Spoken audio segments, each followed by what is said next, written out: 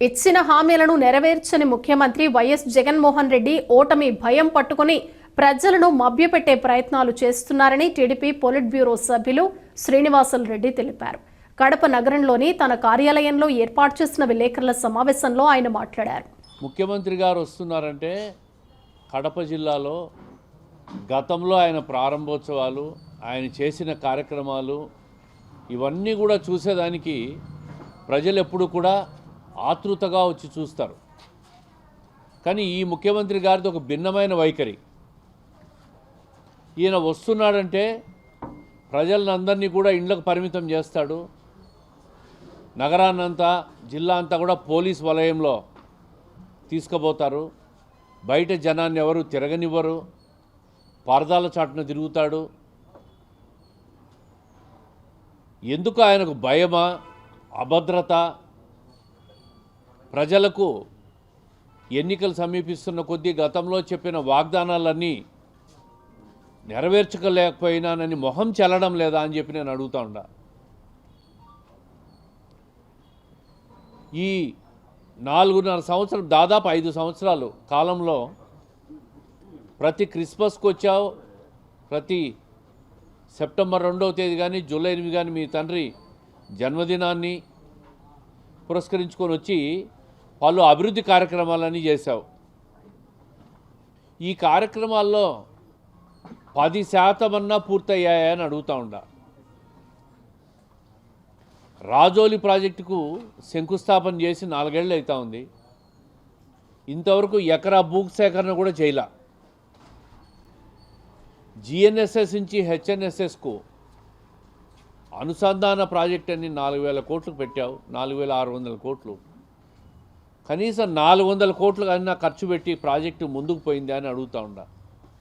ఇంతవరకు కరువు జిల్లాగా ప్రకటించడానికి కూడా మీకు మనసు రాలేదంటే, సొంత జిల్లా నుంచి ముఖ్యమంత్రి అయ్యి జిల్లాలో అన్ని స్థానాలు గెలుచుకొని కరువు జిల్లా ప్రకటించేదానికి కూడా మీకు మనసు రాలేదంటే, కడప జిల్లా పైన, కడప జిల్లా రైతులపైన మీకు ఏమాత్రం ప్రేమ, అభిమానం, మమకారం ఉందా దీన్ని బట్టి అర్థమవుతా ఉంది.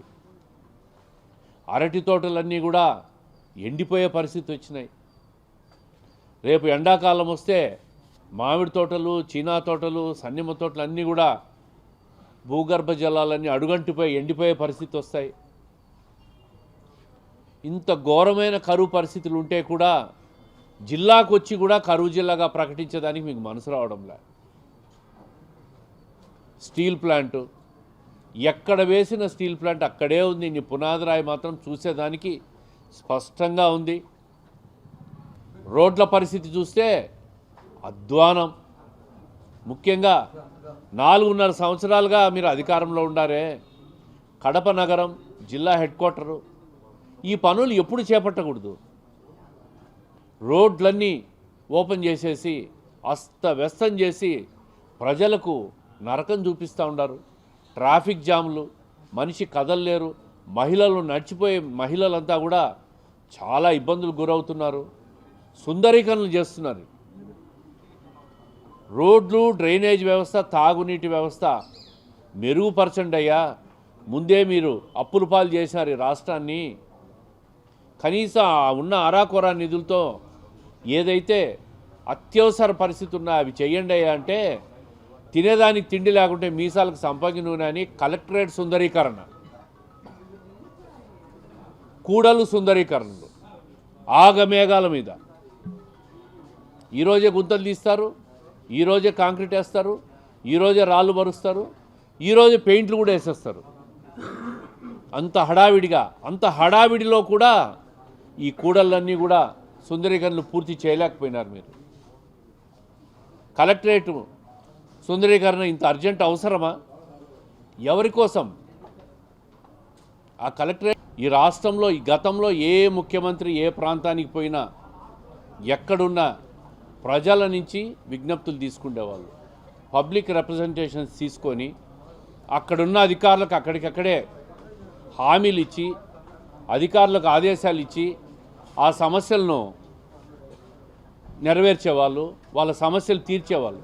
ఈ ముఖ్యమంత్రి గారు పబ్లిక్ రిప్రజెంటేషన్స్ ఎక్కడా తీసుకోరు. ప్రజలను దగ్గరికి రానివ్వరు, వినతులు తీసుకోరు, ప్రజా సమస్యలు పరిష్కరించరు. ప్రజలను చూసేదానికే ఈయనకు భయమా, మొహం చూపించలేక ఆందోళన, చెప్పిన హామీలన్నీ నెరవేర్చలేకపోయినానని లోపల మొహం ఎక్కడం లేదా? ఇది ఆయనే ఆత్మపరిశీలన చేసుకోవాలి ముఖ్యమంత్రి.